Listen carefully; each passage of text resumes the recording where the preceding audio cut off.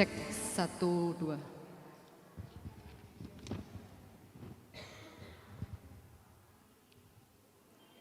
Shalom Bapak Ibu semua.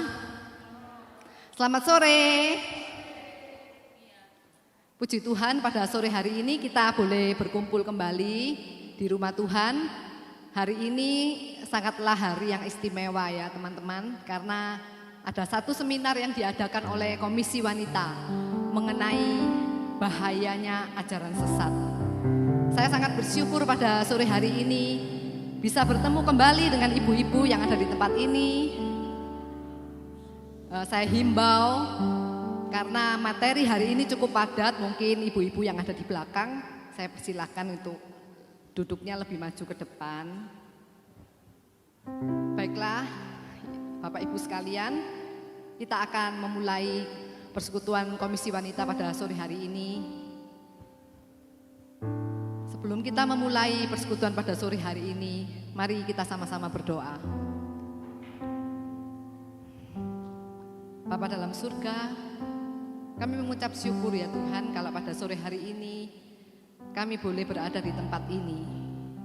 Kami boleh berkumpul bersama-sama dengan Bapak Ibu sekalian untuk boleh sekali lagi belajar akan firman Tuhan. Untuk boleh memahami ya Tuhan bagaimana dunia saat ini ya Tuhan. Kami sungguh mengucap syukur ya Tuhan dengan diadakannya seminar bahaya aliran sesat. Kami boleh semakin memahami, kami boleh semakin mengerti. Yang tadinya kami tidak tahu apa-apa, tapi sore ini Tuhan akan membukakan semuanya. Apa yang Tuhan kehendaki dalam kehidupan kami. Tuhan, kami mengucap terima kasih ya Tuhan untuk kesempatan yang Tuhan berikan. Kami juga mengucap syukur ya Tuhan, Tuhan utus hamba-Mu Pak Calvin Renata untuk boleh menyampaikan seminar pada sore hari ini. Kami juga mau berdoa ya Tuhan untuk ibu-ibu yang sudah hadir tempat ini maupun yang masih dalam perjalanan. Kami mau menyerahkan setiap pelayan Tuhan yang melayani Tuhan pada sore hari ini ya Tuhan. Baik usher, pemain musik, sound system, multimedia, semuanya Tuhan kami serahkan ke dalam tangan-Mu. Sehingga kami sungguh-sungguh boleh Tuhan pakai untuk boleh menyenangkan akan hati Tuhan. Terima kasih ya Tuhan, kami mau menyerahkan kebaktian pada sore ini ke dalam tangan-Mu dari awal sampai dengan akhir. Dalam nama Tuhan Yesus kami berdoa dan mengucap syukur. Amin. Kita akan menyanyikan lagu Yesus itulah satu-satunya. Kita tetap andalkan Tuhan dalam menjalani hidup ini karena Tuhan adalah penolong kita yang sungguh. Yesus itulah satu-satunya penolongku yang sungguh. Ia berjanji akan kembali angkat kita semua. Ho ho ho, haleluya. Puji Tuhan, upah-Mu besar di surga. Oh haleluya. Puji Tuhan, upah-Mu besar di surga. Segala puji syukur, segala puji syukur hanya bagi-Mu Tuhan. Sebab Kau yang layak dipuja. Kami mau bersorak tinggikan nama-Mu.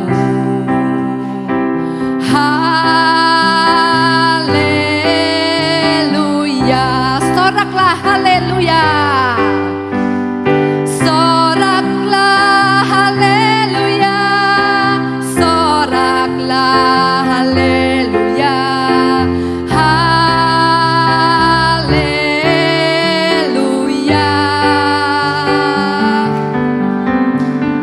Soraklah haleluya. Soraklah haleluya. Haleluya. Yesus itulah satu-satunya. Saya undang ibu-ibu untuk bisa berdiri. Yesus itulah satu-satunya penolongku yang sungguh. Ia berjanji apa?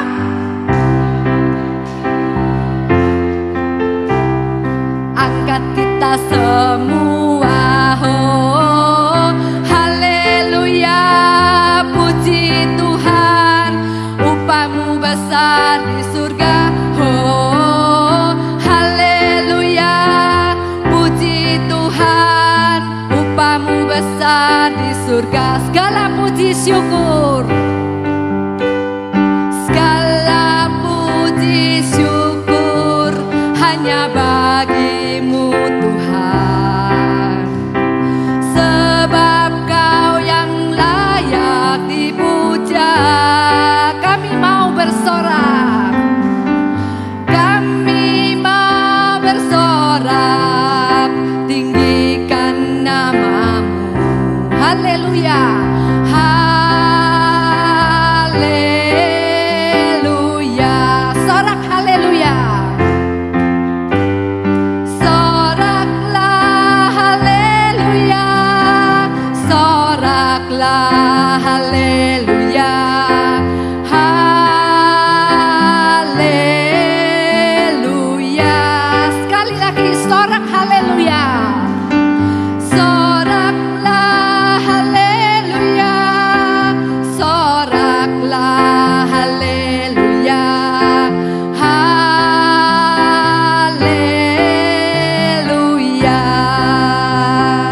Silakan duduk kembali. Kita akan masuk dalam bacaan bertanggapan yang pada sore hari ini terdapat di Mazmur 119 ayat 151 sampai 165. Kita akan membaca secara bergantian. Saya ayat yang ganjil, ibu-ibu sekalian, bapak dan ibu membacakan ayat yang genap. Engkau dekat, ya Tuhan, dan segala perintah-Mu adalah benar.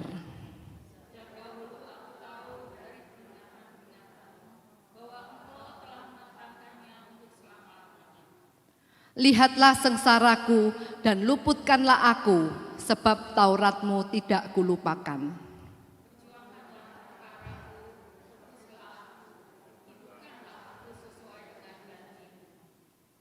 Keselamatan menjauh dari orang-orang fasik, sebab ketetapan-ketetapan-Mu tidaklah mereka cari.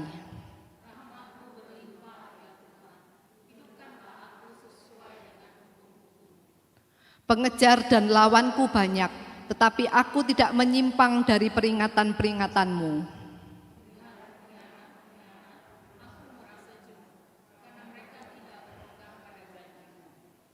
Lihatlah betapa aku mencintai titah-titah-Mu, ya Tuhan, hidupkanlah aku sesuai dengan kasih setia-Mu.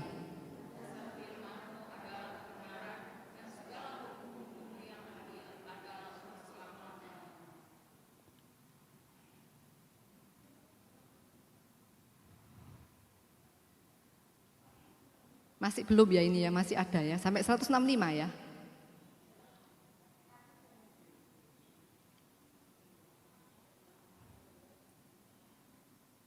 Pembesar-pembesar mengejar aku tanpa alasan, tetapi hanya terhadap firman-Mu hatiku gemetar.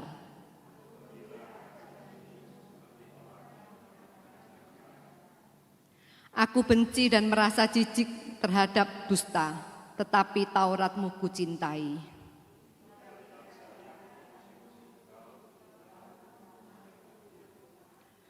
Besarlah ketentraman pada orang-orang yang mencintai Taurat-Mu, tidak ada batu sandungan bagi mereka.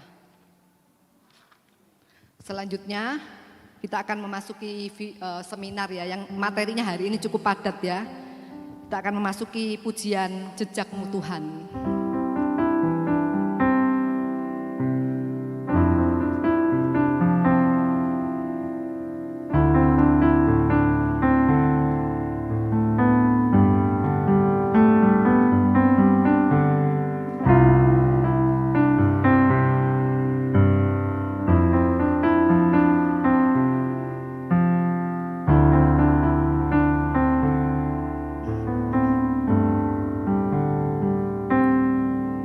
Sering ku tak mengerti jalan-jalan-Mu Tuhan.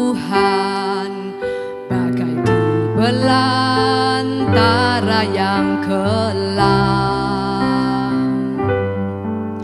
Tanpa seribu tanya, namun tetap percaya, jejakmu Tuhan sungguh sempurna. Ajarku memahami semua yang kau ingini, agar hidupku puaskan hatimu. Bagimu aku rela sepenuh hati menghamba, serahkan diri genapi karyamu. Bagimu aku rela, bagimu aku rela sepenuh hati menghamba, serahkan diri genapi karyamu. Bagimu aku rela sepenuh hati menghamba, serahkan diri genapi karyamu. Serahkan diri genapi karyamu, serahkan diri genapi karyamu. Waktu dan tempat saya berikan pada Bapak Kelvin Renata.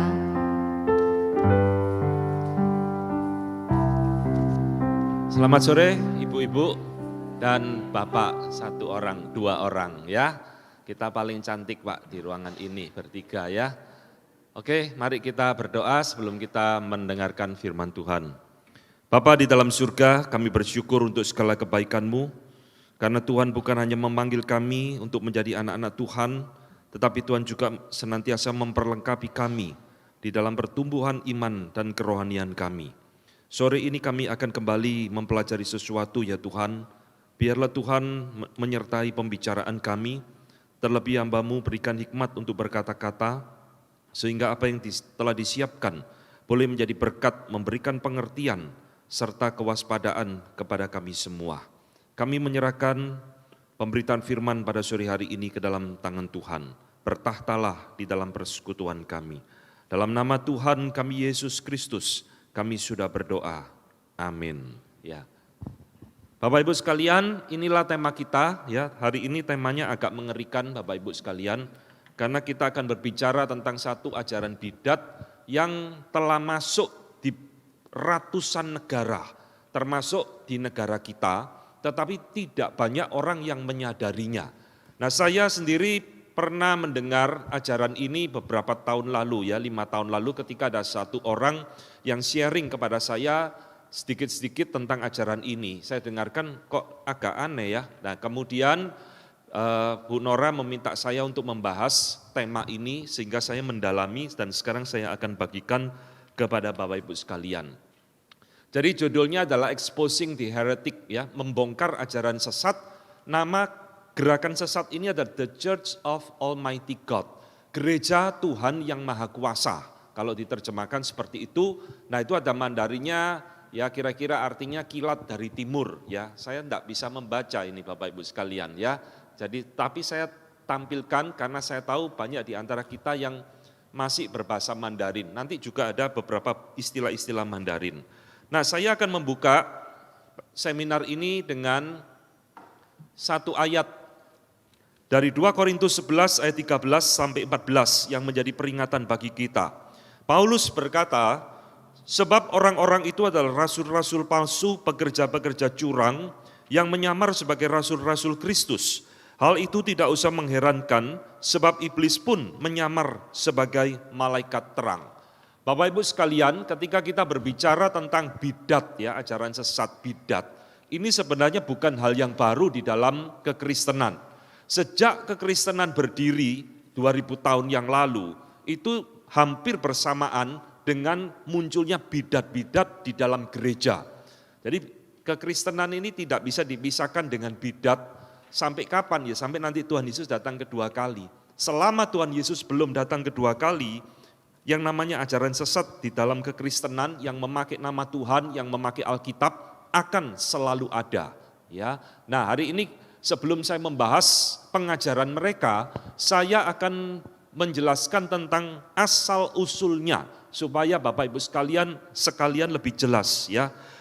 Nah, Bapak Ibu, di dalam ajaran bidat ini itu muncul sudah agak lama ya. Dari literatur yang saya baca ada yang ngomong tahun 89, ada yang ngomong tahun 91. Nah, bidat ini asalnya dari negeri leluhur kita ya, di Tiongkok, di provinsi Heilongjiang. Nah, pendirinya ini adalah seorang atau sepasang suami istri. Suaminya bernama Shao Weisan ya, itu ada teks Mandarinnya, dan istrinya yang bernama Yang Xiangbing. Nah, ini fotonya Bapak Ibu sekalian ya. Ini fotonya terbalik, yang kiri itu yang istrinya, yang sebelah kanan itu suaminya. Nah, sekarang saya akan jelaskan asal usul daripada ajaran ini. Nah, ajaran ini memakai label resmi The Church of Almighty God, ya, gereja Tuhan yang Maha Kuasa. Tapi ajaran ini memiliki banyak nama lain, Bapak Ibu sekalian. Nama lain yang terkenal itu adalah kilat dari timur. Nah, itu ada Mandarinnya, ya, silakan dibaca sendiri. Kilat dari timur, Eastern Lightning. Nah, ayat ini, nama ini itu diambil dari salah satu perkataan Tuhan Yesus di dalam Matius 24 ayat 27. Sebab sama seperti kilat memancar dari sebelah timur dan melontarkan cahayanya sampai ke barat, demikian pula lah kelak kedatangan Anak Manusia. Nah, kenapa kok memakai ayat ini? Karena ayat ini ada istilah timur. Ya, Tiongkok itu identik dengan timur, dan istilah ini atau ayat ini dipakai nanti ada hubungannya dengan negara Tiongkok.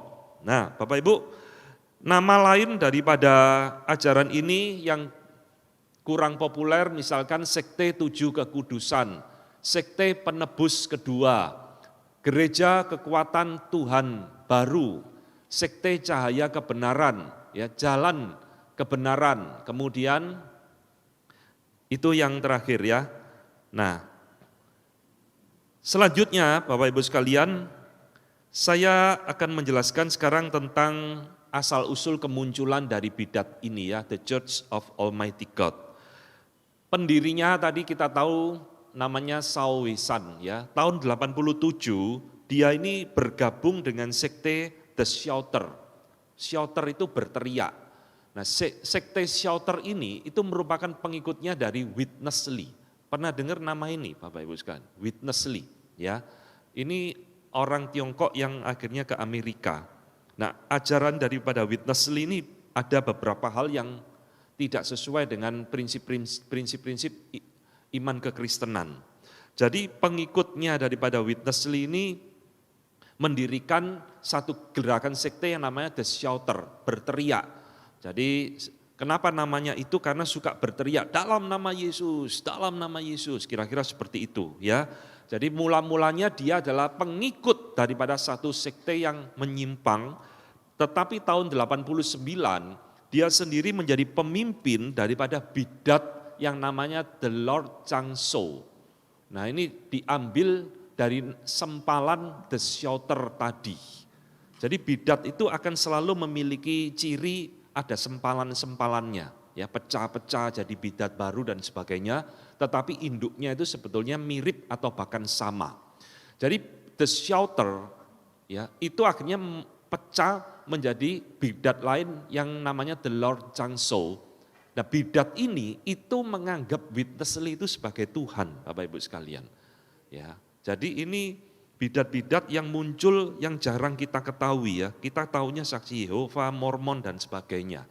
Nah, ini latar belakangnya sehingga seorang peneliti perempuan orang Australia di dalam literaturnya yang saya baca, Emily Dunn, mengatakan kilat dari timur ini hanya memiliki hubungan yang tidak langsung dengan dunia barat ya.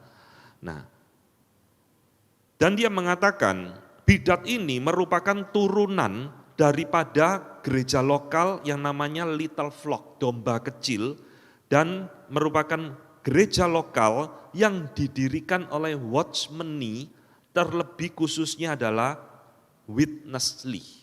Jadi saudara, dua nama ini itu mestinya tidak asing ya bagi gereja Tionghoa ya. Watchmeni dan Witnessly. Itu Watchmeni ada saudara gerejanya di Surabaya dan di Indonesia ini.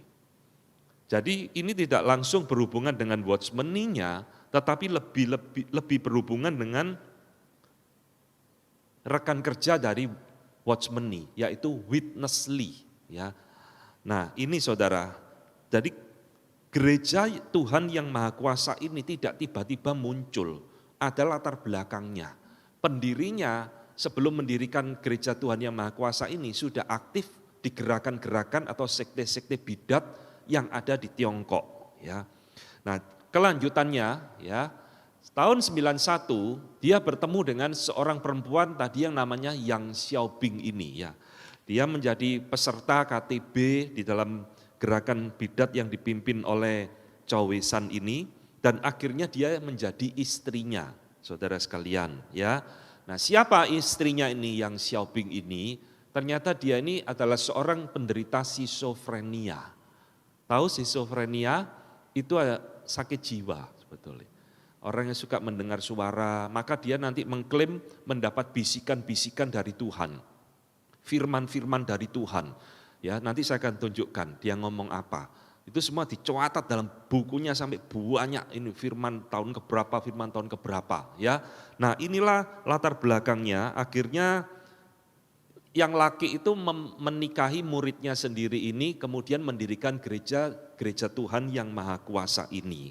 Nah, Bapak Ibu yang dikasih Tuhan, gereja ini harus kita ketahui sangat dilarang di Tiongkok. Di-ban ya istilahnya, dilarang keras untuk berkembang dengan luar biasa. Maka tahun 2000 suami istri ini melarikan diri ke Amerika. Mungkin sampai sekarang ya tinggal di New York di Amerika, dan celakanya di Amerika ini justru berkembang luar biasa ke seluruh dunia.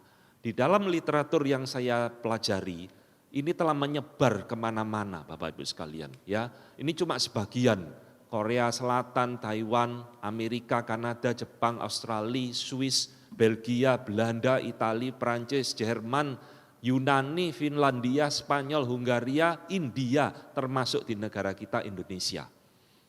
Hampir semua negara di dunia ini sudah dimasuki oleh ajaran bidat ini.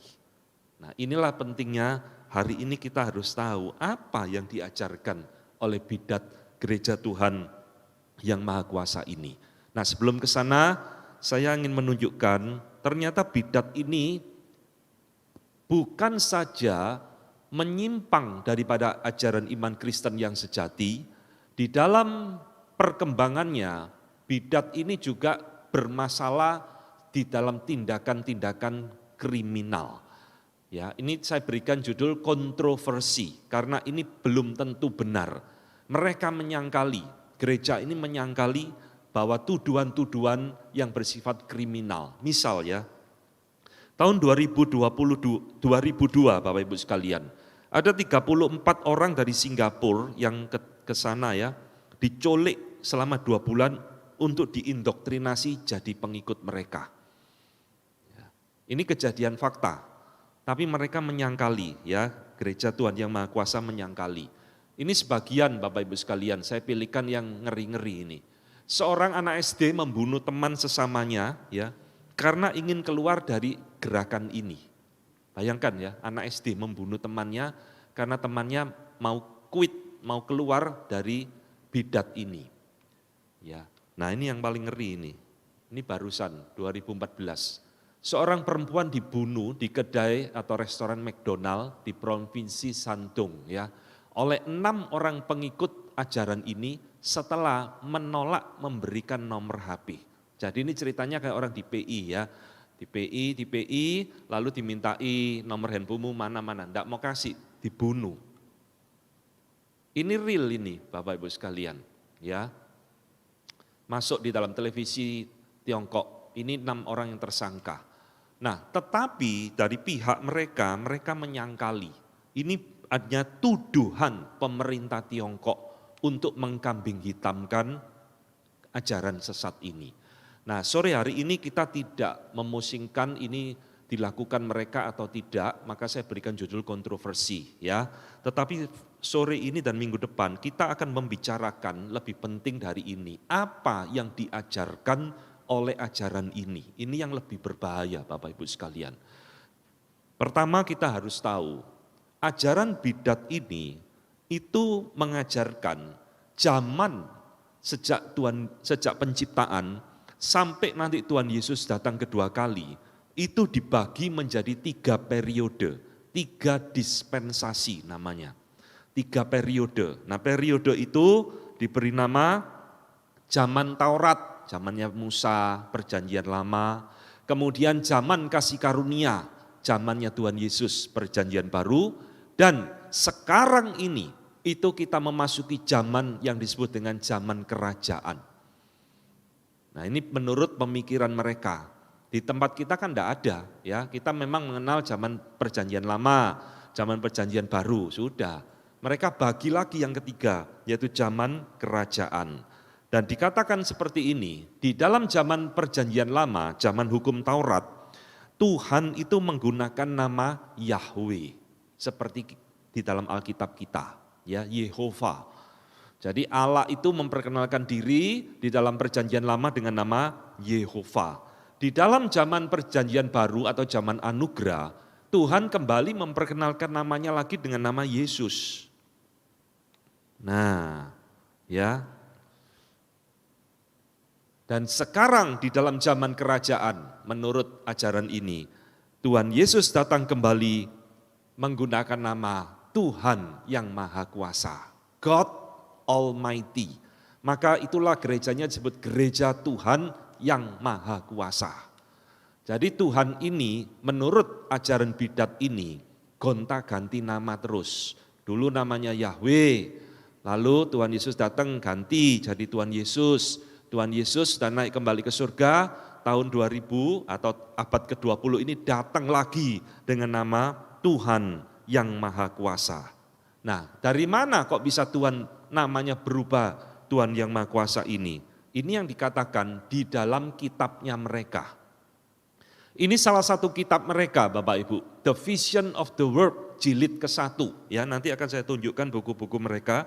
Di dalam buku mereka, ini terjemahan bahasa Inggris, ya mesti aslinya dalam bahasa Mandarin.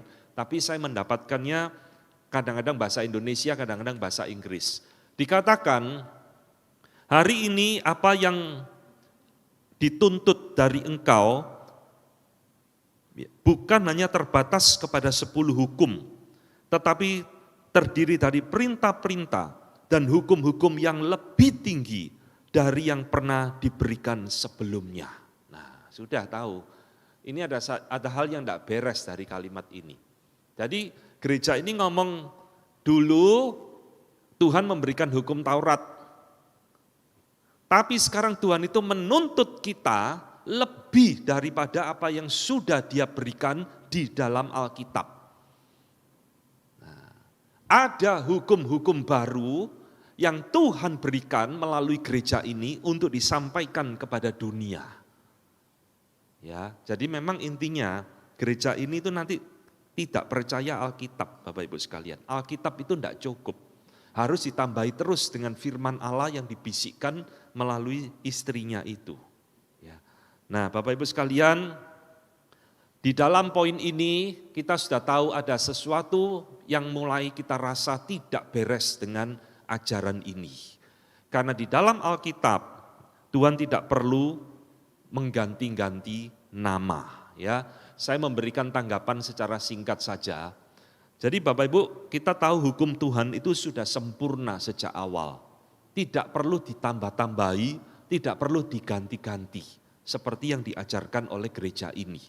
Ya, tadi kalimat yang kita baca itu kan menunjukkan Alkitab itu belum sempurna.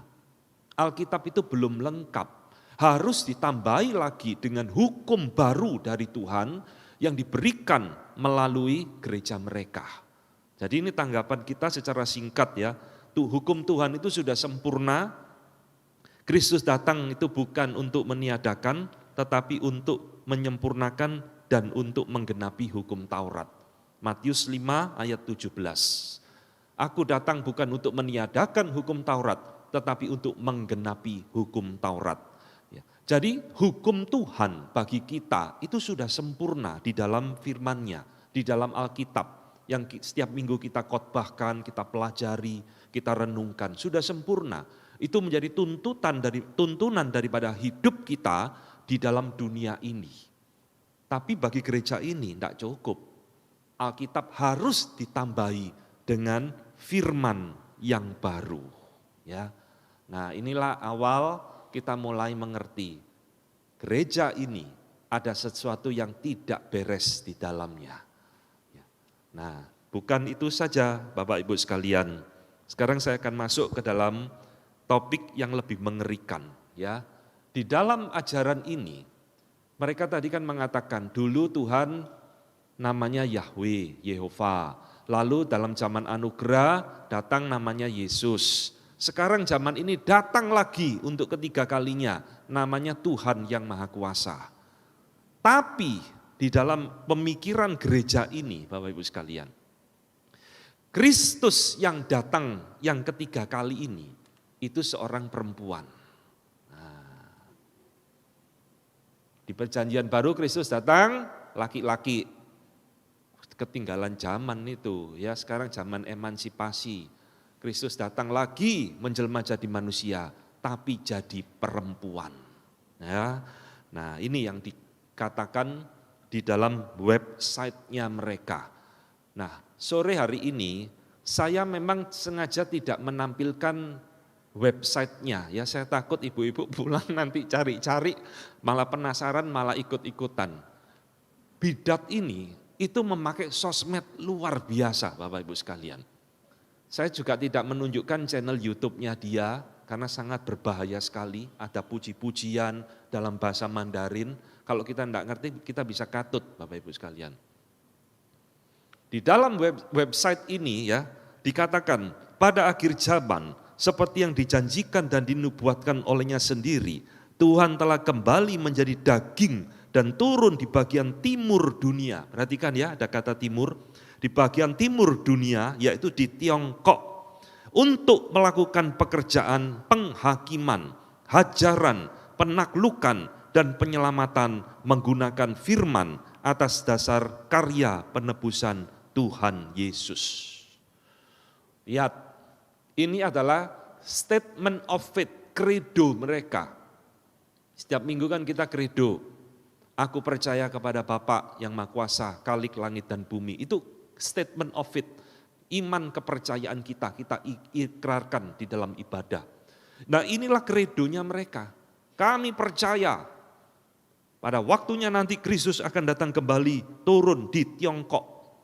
Ini memang tidak disebut sebagai wanita, tapi nanti ujung-ujungnya kita tahu Kristus yang datang adalah wanita. Nah Bapak Ibu di dalam bukunya yang lain, ya tentang kita, ini dalam bahasa Inggris saya terjemahkan, ngomong seperti ini. Kristus dilahirkan di dalam keluarga yang biasa, ordinary family, keluarga sederhana, di dalam North of China, di Tiongkok Utara. Dari sejak kecil dia tahu di dalam hatinya ya, bahwa dia adalah Allah. Dia bertumbuh secara bertahap sebagai orang biasa. Kalau Bapak Ibu mengerti, perhatikan, di dalam teks ini sudah pakai kata ganti perempuan, si. Dia perempuan. Jadi inilah yang mereka percayai. Kristus itu telah datang kembali untuk ketiga kalinya di Tiongkok Utara, dilahirkan di dalam keluarga sederhana, dan dia tahu, dia di sini perempuan ya, dia tahu sejak kecil bahwa dia adalah Allah. Dan dia tumbuh dewasa, tumbuh secara normal sebagai orang biasa. Ya. Jadi Kristus yang datang itu ada seorang perempuan di Tiongkok. Dan di dalam bukunya, kitab suci mereka, firman yang ke-31, the 31st speech, Dia mendapatkan firman, mendapatkan wahyu, lalu dia mengatakan kalimat seperti ini. Ini ngeri luar biasa ini kalimatnya. Ketika orang-orang melihat aku, ini kata Kristus perempuannya ya, dia dapat firman tulis, jadi seperti kitab sucinya. Ketika orang-orang melihat aku, mereka tidak memperhatikan aku. Sebab aku tidak memakai pakaian yang mahal. Dan aku tidak membawa dan aku hanya membawa ID card ya, name tag itu. Wajahku juga tidak di make up dengan make up yang mahal. Dan tidak ada mahkota di atas kepalaku. Nah, itulah sebabnya orang-orang tidak mengenali dia, bahwa dia adalah sebenarnya Kristus yang menjelma menjadi seorang perempuan. Saudara-saudara, siapa Kristus perempuan ini? Saudara? Ada yang bisa tebak? Hah?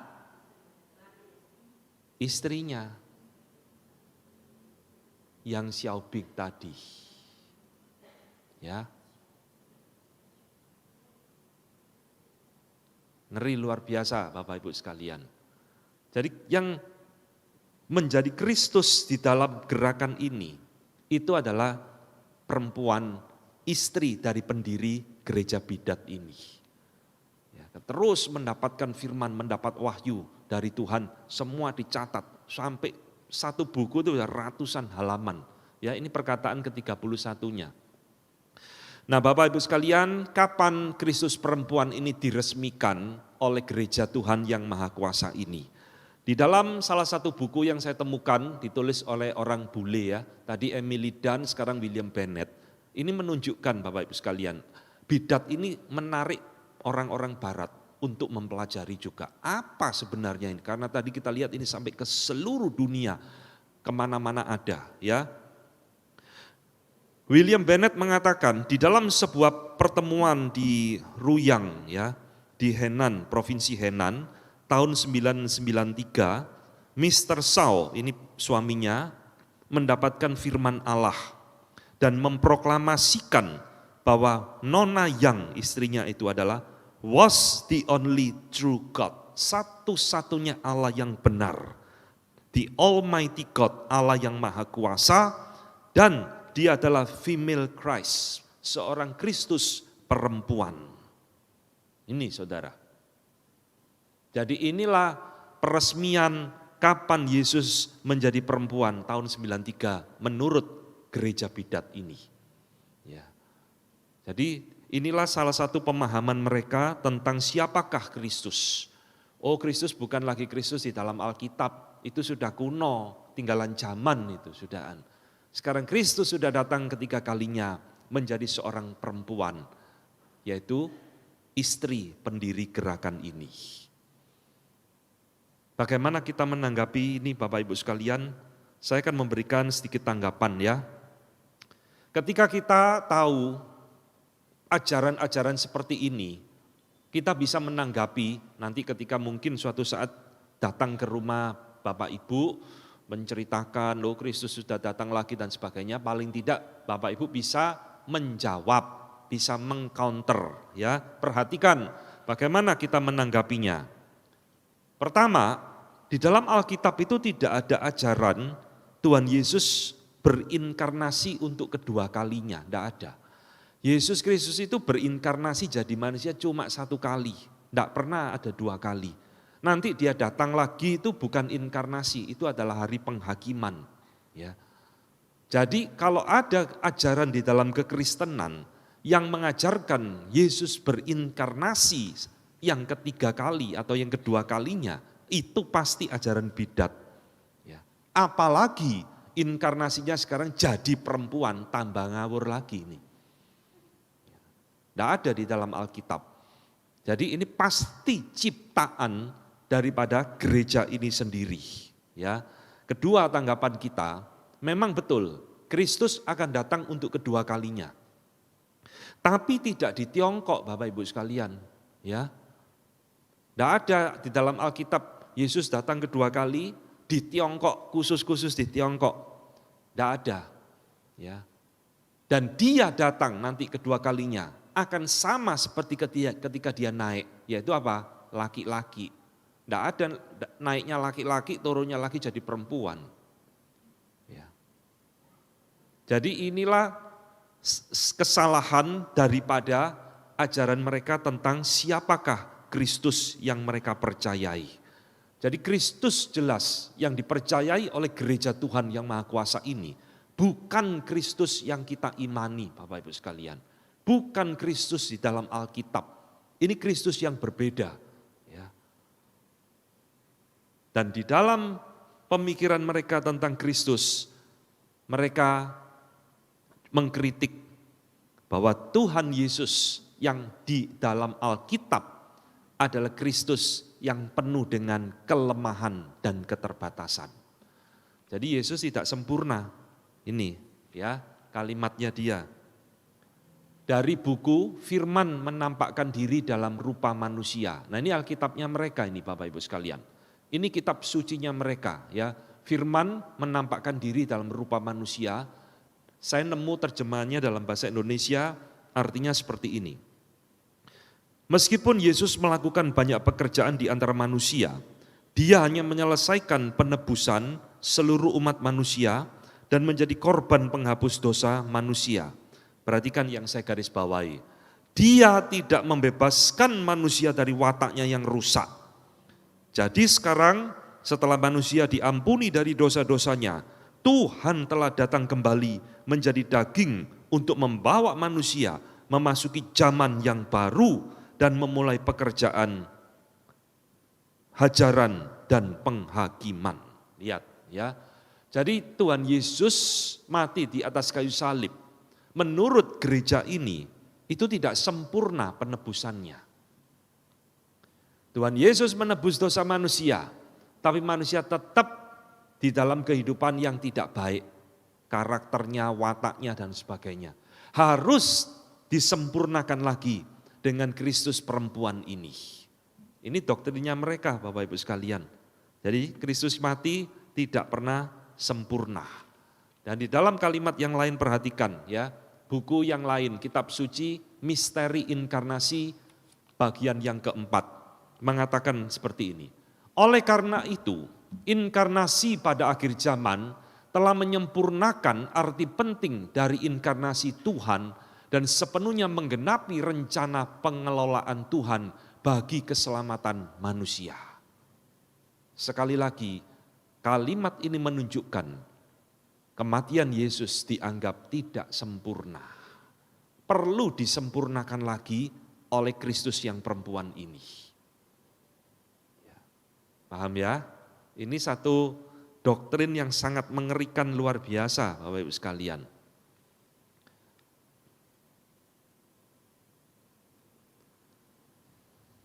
Sekarang siapakah Kristus menurut gereja ini ya? Nah ini saya temukan di dalam kitab sucinya mereka sekarang dalam bahasa Inggris, tidak ada bahasa Indonesianya. Firman yang menampakkan diri menjadi daging volume pertama. Dikatakan seperti ini, sebelum penyalipannya Yesus itu cuma anak manusia yang terikat oleh tubuh kedagingannya. Dia tidak sepenuhnya memiliki otoritas dari Roh Kudus.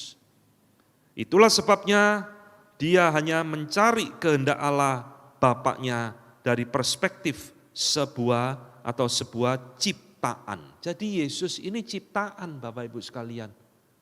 Yesus ini bukan Allah yang kekal menurut gereja ini. Yesus itu cuma manusia biasa. Sebelum dia disalib, dia itu cuma manusia biasa. Dia itu ciptaan yang tidak ngerti apa-apa, maka dia selalu berdoa kepada Bapaknya minta petunjuk. Kira-kira artinya seperti itu. Bayangkan. Inilah Kristus yang mereka percayai di dalam Alkitab. Itulah sebabnya Kristus perlu datang untuk berinkarnasi, untuk menyempurnakan Kristus di dalam Alkitab. Ya. Nah, bukan itu saja Bapak Ibu sekalian, masih di dalam pemahaman gereja ini tentang Kristus ya. Kalau kita biasa memahami Kristus itu adalah seorang pribadi Allah yang akhirnya menjelma menjadi manusia, ya, berinkarnasi jadi manusia. Tetapi di dalam gereja ini, Kristusnya itu bukan saja berbeda tadi seperti itu, tapi juga menunjukkan kemanusiaan Kristus ini tidak jelas. Dia ini bukan keturunannya Abraham. Bapak Ibu ingat di dalam Alkitab kita, Matius pasal 1 itu berbicara tentang silsilah Tuhan Yesus. Ya, Matius menuliskan, ini diperanakkan ini. Terus di situ kan anak Abraham. Di dalam pemikiran gereja yang menyesatkan ini, Yesus itu tidak jelas keturunannya siapa. Dia bukan keturunannya Abraham. Mengapa? Karena Abraham itu tidak bisa mewakili Allah. Abraham itu cuma seorang hamba yang setia, yang dipilih oleh Yehova, ya, dan kemudian melalui dia lahirlah bangsa Israel. Bagaimana mungkin dia bisa menjadi nenek moyangnya Yesus? Berarti apa Bapak Ibu dari kalimat ini? Dia tidak percaya Yesus adalah keturunan dari Abraham. Berarti dia sendiri juga meragukan kemanusiaan Yesus. Betul kan? Berarti mereka juga meragukan kebenaran firman Tuhan. Karena firman Tuhan ngomong seperti itu loh. Kalau kita tidak percaya berarti kita menolak Alkitab. Ini efek domino ini. Kalimat yang singkat ini dampaknya banyak. Kita percaya siapa Yesus? Yesus adalah pribadi kedua dari Allah Tritunggal. Yang mengambil rupa turun berinkarnasi jadi manusia. Dan ketika dia jadi manusia itu ada silsilahnya jelas. Dia keturunannya Daud. Keturunan dari Abraham dan sebagainya. Ada nenek moyangnya jelas Matius tulis. Tapi ditolak oleh ajaran ini. Ya. Jadi Yesus ini tidak jelas nenek moyangnya siapa. Maka saya memberikan tanggapan untuk poin ini. Di dalam Ibrani 7 ayat ke-25 dikatakan, karena itu ia sanggup juga menyelamatkan dengan sempurna semua orang yang oleh dia datang kepada Allah. Sebab ia hidup senantiasa untuk menjadi pengantara mereka. Lihat ayat ini. Ya. Alkitab berkata, kematian Yesus Kristus di atas kayu salib itu sempurna. Tidak perlu ditambah-tambahi lagi. Tidak perlu ada Kristus yang kedua lagi datang. Sudah sempurna. Ketika dia ngomong sudah selesai, sudah genap, itu sudah sempurna. Jadi bidat ini Bapak Ibu sekalian, ketika mengatakan Yesus mati, kematiannya tidak sempurna, perlu disempurnakan lagi. Ini betul-betul satu pelecehan terhadap karya kematian Kristus. Iya kan?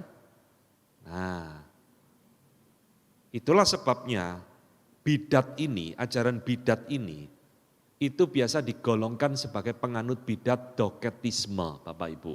Jadi bidat model beginian ini bukan barang baru. 2000 tahun yang lalu ketika kekristenan mulai tumbuh, gereja mulai berkembang, itu muncul satu bidat yang namanya doketisme. Ya. Doketisme ini mengajarkan tubuh kemanusiaan Kristus itu cuma bayang-bayang. Kristus itu tidak sungguh-sungguh memiliki tubuh manusia seperti kita. Itu cuma semacam halusinasi daripada para murid. Nah ini kan mirip. Yesus itu siapa yang di dalam Alkitab menurut gereja ini tidak jelas. Bukan anaknya Daud, bukan keturunannya Daud, bukan keturunannya Abraham, tidak jelas nenek moyangnya siapa. Ini kan sangat mirip. Ya. Jadi bidat ini adalah bidat yang memiliki pemahaman tentang Kristus yang luar biasa kacaunya Bapak Ibu sekalian. Kalau kita sendiri tidak mengenal Kristus dengan beres di dalam hidup kita, Lalu orang-orang ini datang ke rumah kita, menginjili kita, mem-PI kita, sepintas selalu mirip. Dia akan buka Alkitab, dia akan ngomong nyelimur sini, nyelimur sana, dan saudara tertarik, lalu saudara ikut gerakan mereka. Padahal Kristus yang diberitakan jelas bukan Kristus Alkitab. Ya, nah ini adalah poin tentang siapakah Kristus itu. Ya. Jam berapa ini? Kurang 10 menit ya. Oke, saya lanjutkan dulu ya. Nanti baru kita tanya jawab. Jadi itu tentang Kristus Bapak Ibu sekalian yang ngaconya seperti itu. Sekarang kekacauan kedua, kesesatan kedua tentang Alkitab ya. Alkitab itu tidak cukup, tadi sudah saya singgung. Bagi mereka Alkitab itu tidak cukup. Kristus tidak cukup, Alkitab tidak cukup. Alkitab harus ditambahi lagi dengan firman yang baru dari Kristus perempuan ini. Ya, dikatakan seperti ini di dalam kitab suci mereka, firman yang nampak di dalam daging. Berkata, di dalam banyak buku di dalam Alkitab, itu cuma isinya pikirannya manusia. Itu isinya cuma penyimpangan manusia dan itu sesuatu yang tidak bisa dipahami. Absurd, isi Alkitab itu cuma karangan manusia. Isi Alkitab itu imajinasi manusia. Isi Alkitab itu tidak bisa dipahami oleh manusia. Ya, nah, tentu saja banyak kata-kata di dalam Alkitab ini merupakan pencerahan dan iluminasi dari Holy Spirit, dari Roh Kudus. Dan mereka memiliki pemahaman yang benar. Tetapi itu tidak bisa dikatakan bahwa seluruh isi Alkitab adalah kebenaran. Ini konsep mereka tentang Alkitab. Alkitab itu ada sebagian adalah wahyu dari Roh Kudus, tapi itu sedikit, lebih banyak itu imajinasi manusia, itu karangan manusia. Maka Alkitab menurut mereka itu bukan firman Tuhan. Luar biasa Bapak Ibu. Padahal Alkitab bagi kita adalah firman Tuhan bagi manusia. Ya. Nah, dikatakan di dalam kalimat yang lain, masih buku yang sama, bagi mereka yang percaya di dalam Allah, bahkan berpikir bahwa apa yang mereka semua berikan itu diinspirasikan oleh Tuhan, suatu perkataan dari Roh Kudus, ini ada satu pemahaman yang salah total. Jadi ini mau mengkritik gereja Tuhan, mengkritik gereja-gereja yang sejati. Ya, kalimat ini tuh mau ngomong gini Bapak Ibu, kalau ada orang masih percaya Alkitab ini firman Tuhan, Alkitab ini adalah diwahyukan oleh Roh Kudus, ini kesalahan total. Dengan kata lain mereka itu ingin mengatakan Alkitab kita itu salah semua. Itu banyak halusinasi, banyak mitos, legenda-legenda isinya. Itu bukan perkataan Allah, bukan perkataan firman Tuhan kepada kita. Ya. Nah, di dalam buku yang sama, sekarang dia mengkritik surat-surat dari Rasul Paulus. Surat-surat Rasul Paulus di dalam Perjanjian Baru adalah surat-surat yang ditulis oleh Paulus untuk gereja-gereja, bukan diinspirasikan oleh Roh Kudus. Jadi kita tahu kan di dalam Alkitab Perjanjian Baru, Paulus itu kan banyak tulis surat kepada Korintus, kepada Filipi, Galatia, macam-macam itu loh. Itu dikritik oleh gereja ini. Itu cuma tulisan manusia biasa, tulisannya Paulus, itu bukan firman Tuhan. Ya. Tapi mereka berani mengklaim apa yang dicatat di dalam buku-buku ini adalah firman Tuhan. Dan ini saudara, kalimat berikutnya sangat mengerikan. Buku-buku ini, maksudnya kitab-kitab ini, itu adalah sudah out of date. Apa itu? Kuno. Alkitab itu kuno, sudah ketinggalan zaman. Ya, itu milik daripada zaman yang sudah lampau. Dan tidak peduli betapa bagusnya mereka, mereka hanya cocok untuk masa yang lampau dan tidak bersifat kekal. Nih, jadi Kristusnya tidak berkuasa, Alkitabnya dianggap sudah kuno, tidak up to date, harus diganti atau ditambahi dengan firman Tuhan yang baru. Inilah yang mereka percayai Bapak Ibu sekalian. Maka gereja Tuhan yang Maha Kuasa ini percaya di dalam zaman kerajaan sekarang ini, Allah itu memberikan firman yang baru sesuai dengan keadaan zaman saat ini. Ya, ini yang mereka percayai. Nah, sekarang saya akan tunjukkan kitab-kitab suci mereka seperti apa. Ini banyak, ya. Jadi Alkitab itu dibuang, digantikan kitab-kitab suci yang dimana mereka mengklaim ini loh firman Tuhan yang baru. Yang lebih cocok dengan zaman ini daripada Alkitab yang kita miliki. Itu sudah out of date, kuno, gak usum itu. Ya, ini yang paling baru. Nah, saudara-saudara, inilah pemikiran mereka tentang Alkitab, ya. Nah, sekarang saya tunjukkan sebentar ya. Ada buku-buku 6 volume. Jadi kitab firman yang muncul di dalam daging itu ada 6 volume. Volume pertama berbicara tentang penampakan dan karya Allah. Volume kedua berbicara tentang mengenal Allah. Volume ketiga berbicara tentang pengajaran Kristus tentang akhir zaman. Pelajaran keempat membongkar antikristus. Ya, jadi dia itu menuduh kita antikristus. Volume kelima menunjukkan tanggung jawab pemimpin dan pekerja di dalam gereja. Dan volume keenam isinya mengejar kebenaran. Ini Alkitab mereka, Bapak Ibu sekalian.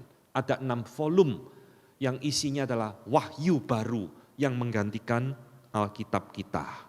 Ya. Nah, sebelum mengakhiri kita tanya jawab, saya akan memberikan tanggapan terlebih dahulu di dalam poin ini.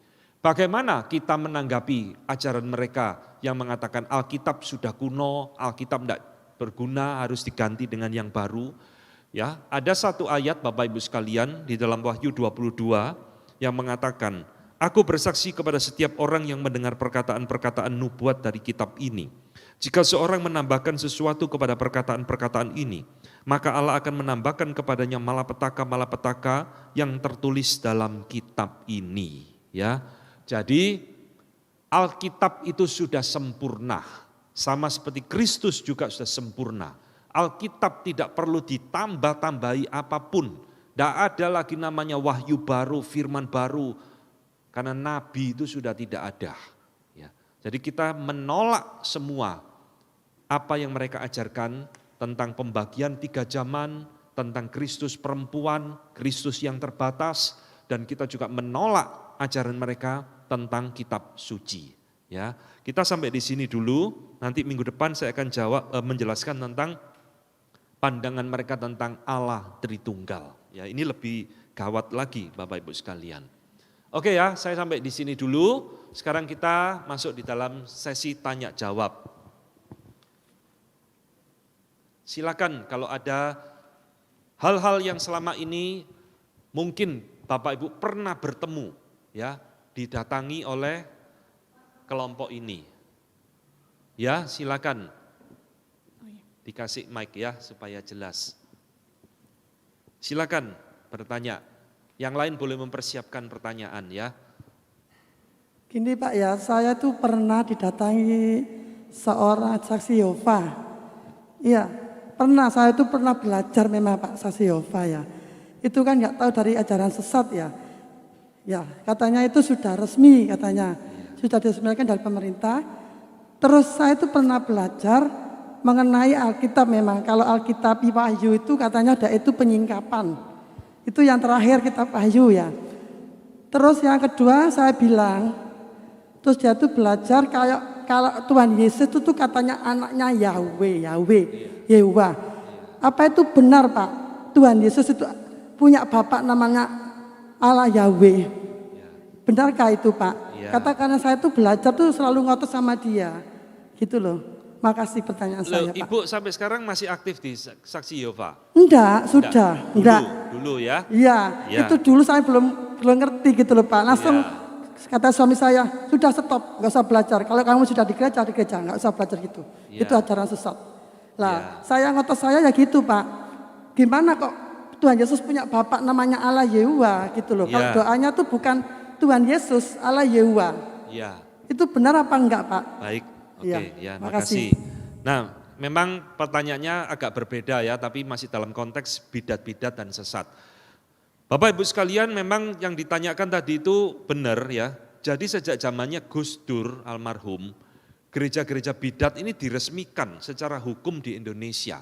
Jadi kalau dulu Saksi Yehova itu sembunyi-sembunyi, tidak berani ngomong. Saksi Yehova dari gereja mana tidak berani, ya. Tapi sekarang saudara lihat yang dekat rumah saya itu Jalan Jemur, itu ada gerejanya Saksi Yehova. Saya pada waktu ke Solo juga kaget, gerejanya gedenya minta ampun, ya, gereja saksi-saksi Yehova. Sudah resmi, jadi mereka sekarang tidak lagi takut-takut dan malu-malu, mereka berani konfrontir, ya, kami dari Saksi Yehova dan sebagainya. Tetapi tetap meskipun diresmikan oleh negara, di dalam pandangan iman kekristenan yang sejati, Saksi Yehova tetap bidat. Ya, bidat enggak bidat itu bukan diakui negara Bapak Ibu sekalian, tetapi sudah menyimpang dari firman Tuhan.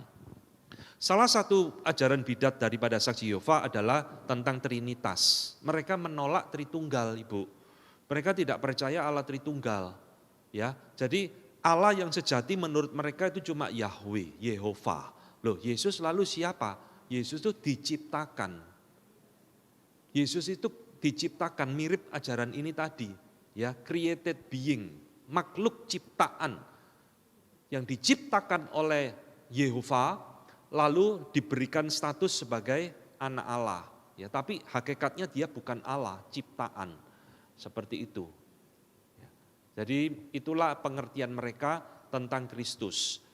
Jadi di dalam Alkitab memang Kristus disebut sebagai anak Allah, ya, tetapi bukan berarti Kristus itu derajatnya lebih rendah dari Bapa. Di dalam pandangan Saksi Yehova, itu sebenarnya mengadopsi bidat kuno yang namanya Arianisme. Jadi gini Bapak Ibu sekalian ya, bidat ini kitab pengkhotbah ya, kitab pengkhotbah ngomong, di bawah matahari ini tidak ada hal yang baru. Betul kan? Di bawah matahari tidak ada hal yang baru, semua muter terus, model baju ya gitu. Nanti berapa puluh modelnya muncul lagi yang sudah pernah ada. Bidat ya begitu. Jadi bidat ini muter-muter, apa yang dipercayai Saksi Yehova, itu sudah dipercaya oleh bidat Arianisme 2000 tahun yang lalu. Persis menolak Tritunggal, Yesus lebih rendah derajatnya dari Allah Bapa, Yesus ciptaan daripada Allah, Yehova, persis difotokopi oleh Saksi Yehova.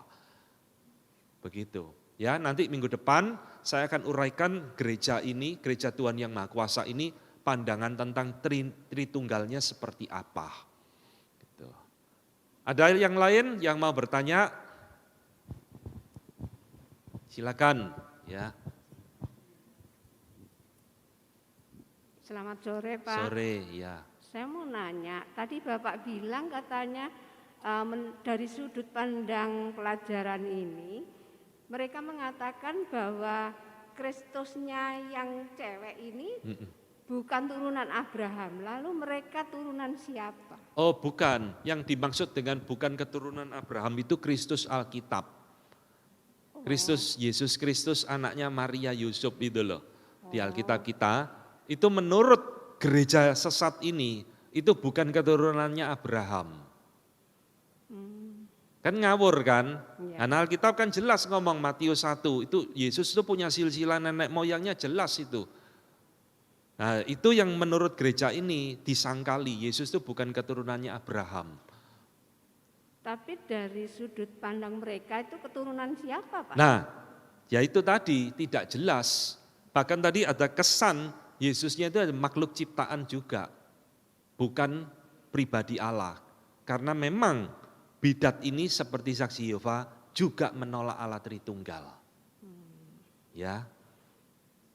Jadi kita hari ini dan minggu depan belajar satu bidat yang betul-betul secara fondasi itu sangat berbeda dengan kita. Semua yang kita percayai ditolak oleh bidat gereja Tuhan yang Maha Kuasa ini. Kristus, Alkitab, nanti Allah Tritunggal dan sebagainya. Ya. Oke. Sudah menjawab? Oke. Ya. Terima kasih. Ya. Tetapi di dalam prinsip iman Kristen yang sejati, Roh Kudus inilah yang menginspirasikan para penulis Alkitab. Itu iman gereja yang sejati ya. Ya, jadi memang saudara, inilah pentingnya kita itu perlu banyak belajar firman ya. Jadi nanti minggu depan saya ada nasihat-nasihat kepada gereja-gereja tertentu. Minggu depan akan saya bagikan. Ya, nah ini fenomena yang tidak terlalu asing ya. Memang inilah kondisi gereja di mana-mana Bapak Ibu sekalian. Sangat menyedihkan. Berpuluh-puluh tahun ke gereja, tapi kita tidak mengerti iman Kristen dengan betul-betul beres. Ya. Oke, kita akhiri. Mungkin masih ada yang mau bertanya. Terima kasih Contoh untuk penjelasannya. Mungkin Bapak Ibu kami membuka lagi sesi tanya jawabnya. Masih ada mungkin yang ingin bertanya atau memberikan tanggapan?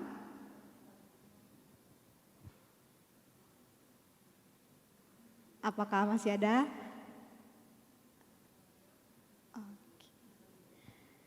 Oke, mungkin sambil menunggu dari saya dulu kali ya. Ya, silakan. Ya.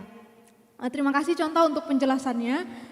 Memang dengan penjelasan ini kita melihat ya Bapak Ibu, yang namanya bidat, yang namanya ajaran sesat itu datang bukan dengan sesuatu yang menakutkan kita gitu ya, langsung gitu kan kayak kita takut, tapi enggak, tapi caranya halus gitu ya. Caranya dengan Bapak Contoh tadi udah kasih tahu ya, ajarannya mirip-mirip padahal sebenarnya semua itu adalah pemutarbalikan dari apa yang sebenarnya kita percayai. Nah Contoh mungkin bisa diberikan tips-tips gitu tentang yang kayak gereja Tuhan yang Maha Kuasa ini kan udah tersebar luas di media sosial. Lalu dan semua orang itu bisa mengakses gitu. Jadi apalagi ibu-ibu di sini mungkin bisa lewat Facebook, lewat YouTube. Nah apa sih mungkin bisa berikan tanda-tanda yang mungkin bisa jadi pegangan kita gitu untuk kita bisa kayaknya ini sesat deh ya atau apa gitu. Iya. Nah ini pertanyaan menarik ya, mestinya nanti akan saya jelaskan minggu depan. Jadi gini Bapak Ibu sekalian, pertanyaan ini mirip bagaimana saya bisa membedakan ini uang asli atau uang palsu. Ya, kalau Bapak Ibu dikasih orang uang, suruh membedakan mana yang asli, mana yang palsu. Ya, Kalau uang asli ada kelap-kelipnya. Oh belum tentu ya, orang yang memalsu kalau sudah canggih itu sangat sulit dibedakan ya. Jadi intinya begini, hanya orang yang terlatih yang bisa membedakan uang asli dan uang palsu. Kalau kita tidak terlatih, kita tidak akan bisa. Orang yang sudah terlatih misalkan dia pegawai bank ya, atau bahkan mungkin dia bekerja di percetakan pembuatan uang, dia akan terlatih dengan melihat, meraba ya, dia akan tahu ini yang asli dengan yang palsu. Nah Bapak Ibu sekalian, ini analogi. Sama dengan pertanyaan tadi penginjil Yunike ya. Bagaimana kita bisa membedakan di dalam zaman ini YouTube yang begitu masif beredar, siapapun bisa mengakses dan sebagainya. Tidak ada cara lain Bapak Ibu sekalian. Kita harus juga jadi orang yang terlatih membedakan mendengar khotbah. Ini khotbah yang benar atau khotbah yang salah. Ini ajaran yang benar atau ajaran yang salah. Kalau kita tidak tahu dan kita tidak terlatih, ya kita akan telan semua apa yang ada di YouTube itu. Yang salah ya kita anggap baik, pokoknya khotbahnya enak didengar, lucu, apa dan sebagainya. Ya. Nah ini tidak ada cara lain, ya seperti orang latihan membedakan uang asli dan uang palsu, demikianlah kita juga harus melatih diri kita untuk membedakan yang asli dan yang palsu. Seperti itu. Tidak ada cara lain. tidak ada cara lain. Itulah sebabnya saya selalu mendorong terus di gereja itu pengajaran tidak boleh hilang. Ya, seminar-seminar teologi tidak boleh padam, harus terus. Kenapa? Karena bidat itu terus akan membayangi kekristenan sampai Tuhan Yesus datang kedua kali. Nanti setelah ini muncul apa lagi? Nanti kan ada muncul lagi yang lain. Mau Kristusnya waria, nanti apa muncul nanti. Ya, seperti itu. Masih ada yang mau bertanya? Silakan.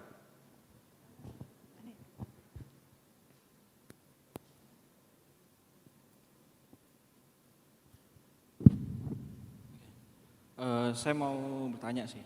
Saya ketinggalan cukup jauh sebenarnya. Saya baru datang. Oh ya. Saya mau tanya. Ini soal ajaran yang kita tidak tahu benar atau tidak. Jadi seperti ini. Dalam kekristenan sendiri, kita pun juga terpecah. Ada gereja Injili, karismatik, dan sebagainya. Dan itu pun terjadi perdebatan juga antar kekristenan juga. Antara umatnya juga berdebat. Loh ini contoh lah saya ambil dalam bahasa roh. Itu perdebatan yang sangat luar biasa sampai sekarang. Kita meyakini bahwa bahasa roh itu adalah sebuah karunia. Itu adalah gift yang enggak semua orang itu bisa. Tapi dalam satu sisi mereka berpendapat bahwa itu bisa dipelajari. Nah, contoh itu yang mau saya tanyakan juga karena perdebatannya banyak sekali dan sampai sekarang enggak selesai-selesai. Nah, kemudian yang kedua, untuk penyampaian dalam berkhotbah ya, saya tadi juga ingat sesuatu.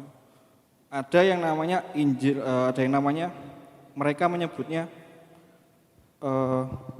Injil kemakmuran atau apa. Jadi setiap berkhotbah itu selalu rezeki apa. Sedangkan kita sendiri untuk mengikuti Tuhan itu nggak selalu enak gitu loh.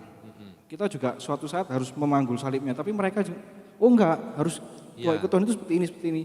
Nah, di dalam kekristenan pun sendiri kita nggak tahu mana yang benar dan mana yang tidak gitu loh. Mana yang sesuai dengan firman Tuhan dan yang tidak.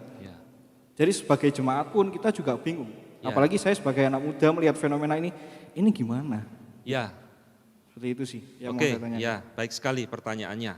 Jadi inilah memang concern pelayanan saya ya, Bapak Ibu sekalian di Reform Legacy Academy yang saya rintis 3 tahun yang lalu. Jadi di dalam pelayanan saya banyak memberikan ceramah-ceramah seperti ini dan juga telah bekerja sama dengan Gereja GKA Trinitas, rutin sebulan sekali saya mengisi tema-tema ceramah teologis. Nah pertanyaannya ini baik sekali, gimana kita bisa membedakan? Yaitu tadi lagi, kalau kita tidak diperlengkapi, ya, mengerti firman Tuhan yang betul-betul itu dengan kuat, saya jamin saudara akan bingung. Saudara melihat YouTube akan bingung, 1001 macam ajaran khotbah muncul di YouTube, saudara pilih yang mana saudara tidak tahu. Ya, jadi contoh pertanyaan, 2 contoh tadi tentang karunia speaking in tongue, itu juga sudah saya bahas di YouTube saya, Modern Speaking in Tongue, Real or Fake, ya, di dalam seminar di GKA Trinitas. Kalau mau silakan dilihat. Tetapi intinya adalah karunia ini itu tidak diberikan oleh Tuhan kepada semua orang. Yang namanya karunia adalah tidak diberikan kepada semua orang. Apakah semua orang bisa menyanyi? Tidak. Apakah semua orang bisa menasehati? Tidak. Justru Paulus ngomong tubuh Kristus itu seperti tubuh manusia, ada mata, kuping yang saling melengkapi satu dengan yang lain. Ya, jadi kalau diharuskan orang speaking in tongue, pasti itu ajaran ngawur. Wong Alkitab saja mengharuskan kok kamu mengharuskan. Logikanya begitu, ya. Itu kan memang bikin heboh beberapa waktu lalu itu, Philip Mantova dan sebagainya, ya. Jadi itulah kalau kita mengerti itu, kita akan tahu ini ajaran tidak benar. Kedua, contoh kasus Injil kemakmuran. Oh ikut Tuhan sukses, ikut Tuhan makmur, tidak ada sakit penyakit dan sebagainya. Kalau kita percaya ajaran ini Bapak Ibu sekalian, kita salah, kita tersesat. Tidak ada ajaran itu di dalam Alkitab. Memang betul tadi yang katakan, Tuhan ngomong barang siapa mau ikut aku harus menyangkal diri, memikul salib. Tidak ada ikut Tuhan akan makmur, sukses, tidak ada penyakit, kaya raya dan seterusnya. Itu penipuan. Ya. Nah, kalau kita mengerti ini, kita tidak akan tertarik dengan ajaran-ajaran model begini. Nanti ya, termasuk ajaran gereja Tuhan yang Maha Kuasa ini. Kalau Bapak Ibu betul-betul sudah kebenaran firman Tuhan ini nancep di dalam hati kita, berakar kuat, saya tidak khawatir, Bapak Ibu didatangi saksi Yehova, saya tidak khawatir. Saya tidak khawatir Bapak Ibu didatangi gereja Tuhan yang Maha Kuasa ini, saya tidak akan khawatir. Tapi saya khawatir, karena di dalam pengalaman pelayanan saya, banyak jemaat Tuhan itu kurang mengerti atau bahkan tidak memahami iman Kristen dengan kokoh. Kenapa? Nih sekarang jawabannya. Karena faktor salah satunya, gereja banyak mengabaikan pengajaran. Mimbar gereja sudah nyaris tidak pernah mengkhotbahkan pengajaran dan doktrin. Khotbahnya hal-hal praktis-praktis terus. Ketaatan, mengasihi, apa macam-macam lah begitu. Sehingga kita sudah tidak mengenal Allah Tritunggal itu seperti apa sih. Kita tidak tahu Kristus itu dua natur, ilahi dan manusia. Kita tidak ngerti tiga jabatan Kristus, Raja, Imam, Nabi dan sebagainya. Kenapa? Karena tema-tema khotbah seperti ini menghilang dari gereja. Jadi saya kalau khotbah kemana-mana saya selalu mengingatkan ini. Gereja must back to the Bible, kembali ke Alkitab. Jangan cuma khotbah yang enak-enak, telinga-telinga dan sebagainya. Karena itu tidak membentuk satu pemahaman yang kuat tentang Allah. Saya kasih contoh ya, kisah nyata. Dulu sebelum pandemi saya sering diundang di satu gereja Mandarin, Bapak Ibu seperti ini. Ya. Nah kita itu, manusia itu punya kebiasaan. Selalu kalau duduk di ibadah ya di situ terus, betul enggak? Nah ya, ini psikologi hamba Tuhan. Si A duduknya di situ terus, jadi gembala enak, kalau enggak ada, oh berarti enggak datang itu. Ya, jadi karena saya sering diundang di gereja itu, saya lama-lama hafal. Ada satu encik duduknya di situ terus. Sehingga suatu saat saya khotbah beberapa kali, loh kok enggak ada terus ini ya. Saya tanya ke gembalanya, ini encik ini kemana ini? Tahu kemana Bapak Ibu sekalian? Ikut saksi Yehova. Kok bisa ikut saksi Yehova? Karena dia punya toko di Pasar Atom, setiap hari didatangi sama saksi Yehova yang juga punya toko, Winjili. Karena dia tidak ngerti firman. Dari kecil sekolah minggu jadi orang Kristen tidak mengerti firman. Tiap hari diajak debat Winjili saksi Yehova, katut. Sampai gembalanya ngomong, sudah saya datangi Pak. Saya bujuk kembali, tidak mau. Itu. Saudara ngerti ya, kalau gereja sudah meninggalkan pengajaran, doktrin, tak pernah lagi dikhotbahkan, itulah akibatnya. Banyak jemaat sudah tidak mengenal iman Kristen dengan beres, sehingga digoncang sedikit pun imannya runtuh. Itu loh. Ya. Jadi hari ini ya, pelajaran hari ini, dan minggu depan tema tentang bidat ini harus menjadi titik balik di dalam kehidupan Bapak Ibu sekalian. Harus lebih giat belajar firman. Gereja juga harus mau mengajarkan firman. Supaya jemaat ini tidak mudah digoncang-ganjing oleh ajaran-ajaran yang menyesatkan. Itu jawaban saya. Tidak ada cara lain Bapak Ibu, harus mengerti firman.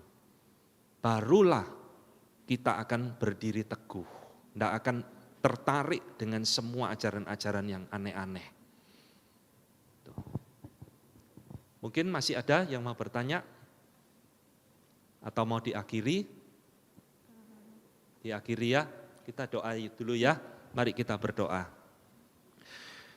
Bapa di dalam surga, kami bersyukur karena pada malam ini Tuhan menegur dan mengingatkan kami.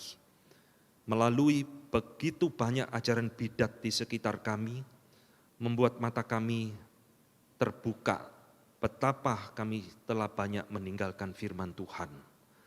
Tuhan, hamba-Mu berdoa bagi gereja ini, biarlah Tuhan berikan kebangunan di tengah-tengah kami, menjadi gereja yang kembali mencintai firman, menjadi gereja yang kembali mengajarkan firman, supaya kami boleh bertumbuh, berakar kuat di dalam Tuhan, yang tidak digoncangkan oleh berbagai ajaran-ajaran yang menarik hati. Terima kasih Bapak untuk materi pada malam hari ini. Kami menyerahkan minggu depan, biarlah Tuhan sekali lagi beranugerah mengumpulkan kami, supaya kami boleh belajar bersama-sama. Di dalam nama Tuhan kami Yesus Kristus, kami berdoa. Amin.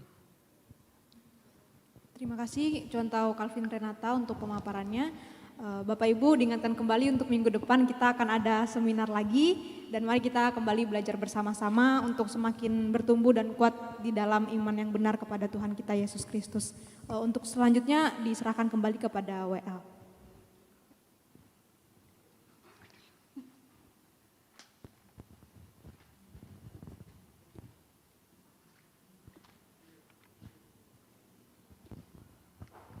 Kita mengucap syukur pada sore hari ini kalau kita masih bisa berkumpul di tempat ini dan kita boleh sama-sama belajar firman Tuhan. Kita akan menyanyikan lagu Indah Rencanamu.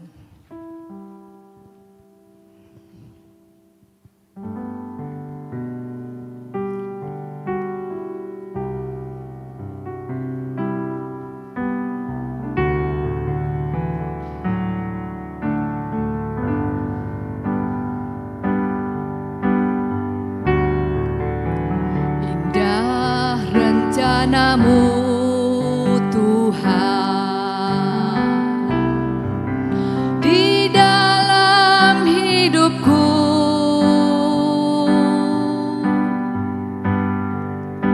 walau ku tak tahu dan ku tak mengerti semua jalanmu.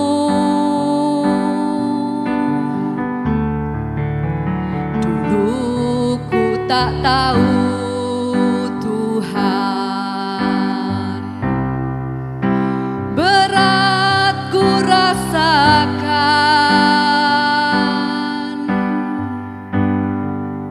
hati menderita dan ku tak berdaya menghadapi semua, tapi ku mengerti sekarang.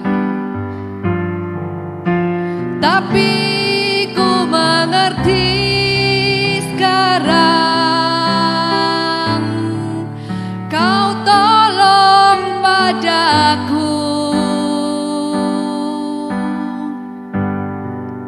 Kini ku melihat dan ku merasakan indah rencanamu. Persembahan bisa dijalankan.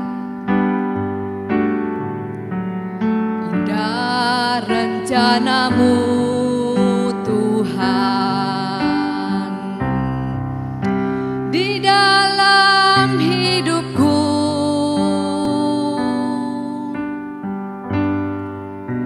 walau ku tak tahu dan ku tak mengerti semua jalanmu.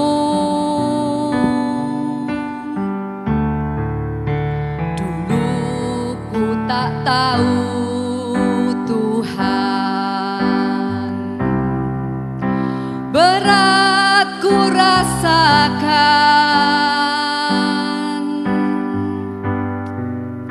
hati menderita dan ku tak berdaya menghadapi semua, tapi ku mengerti sekarang.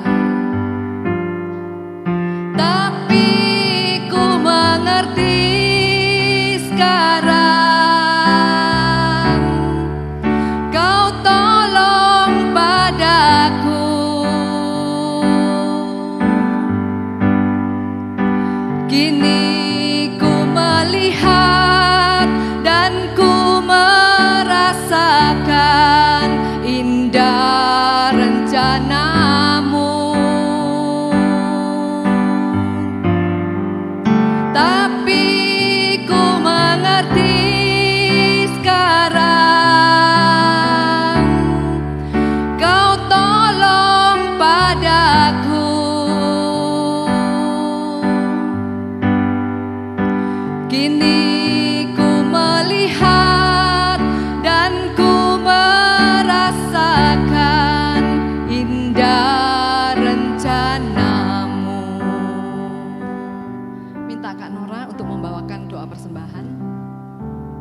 Mari Bapak Ibu kita bersama-sama bersatu dalam doa. Mari kita berdoa.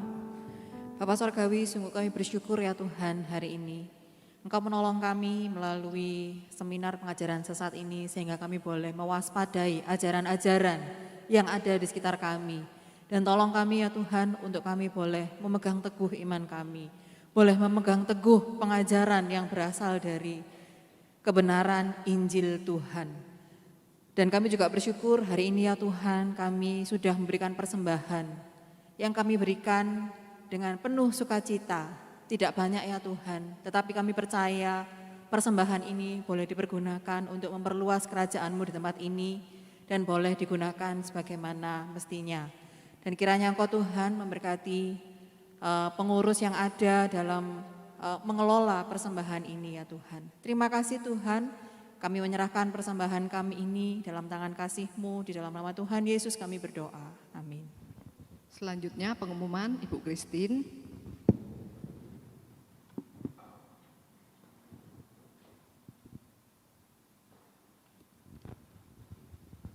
Selamat petang ibu-ibu dan bapak-bapak yang dikasihi Tuhan Yesus.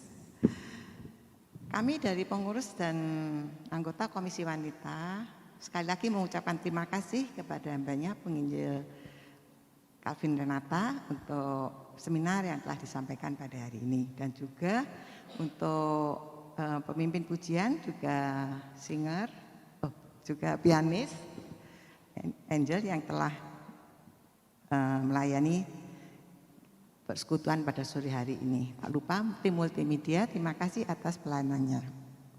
Untuk minggu depan, yaitu tanggal 25 Juli, kembali kita akan mengadakan acara seminar yang dibawakan oleh penginjil Calvin Renata, tetap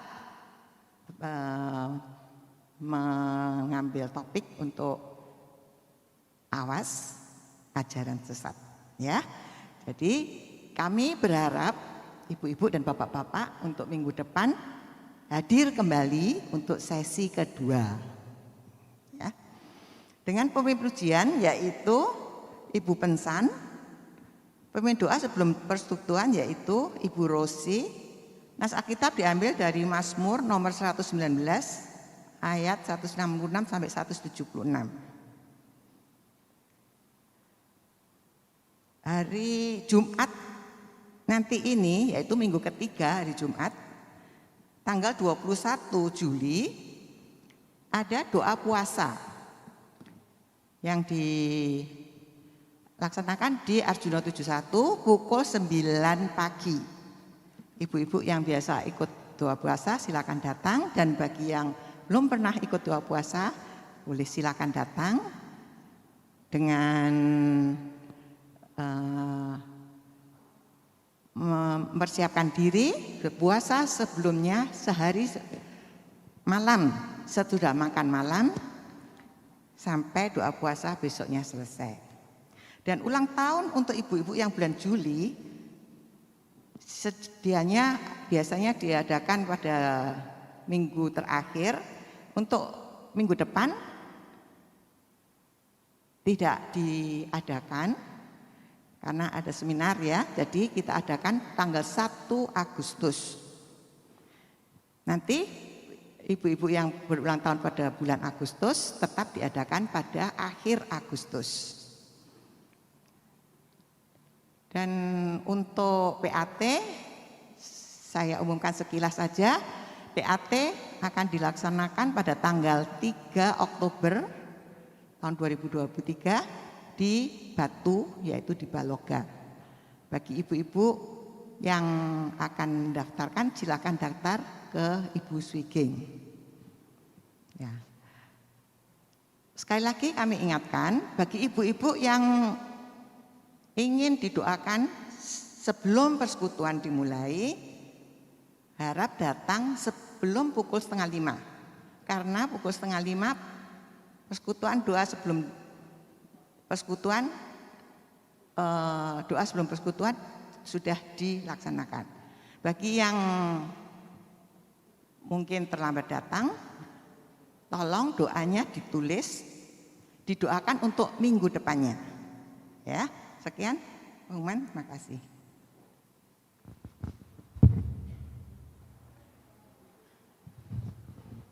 Saya undang kita semua untuk berdiri.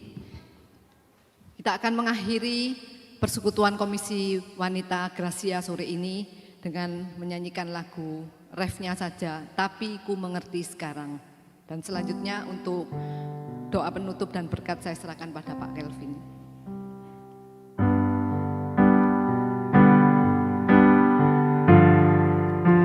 Tapi ku mengerti sekarang, Kau tolong padaku. Kini ku melihat dan ku merasakan indah rencanamu. Tapi ku mengerti sekarang, Kau tolong padaku.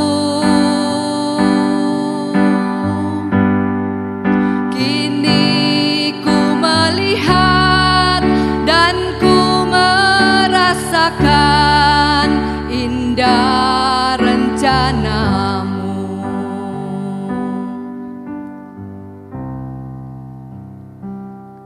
Jemaat sekalian, mari kita mengakhiri persekutuan pada sore hari ini. Kembalikan segala pujian, hormat dan kemuliaan hanya bagi Allah Tritunggal. Jemaat yang dikasihi Tuhan, pulanglah dan terimalah berkat yang kekal dari Allah Bapa yang mengasihi kita sebelum dunia dijadikan. Damai sejahtera, kasih sayang dari Tuhan kita Yesus Kristus yang tidak berkesudahan, serta pimpinan dari Allah Roh Kudus senantiasa menerangi hati saudara, dan Allah Tritunggal itulah yang memimpin perjalanan iman saudara mulai saat ini sampai selama-lamanya. Amin. Silakan duduk. Persekutuan selesai, Tuhan Yesus memberkati.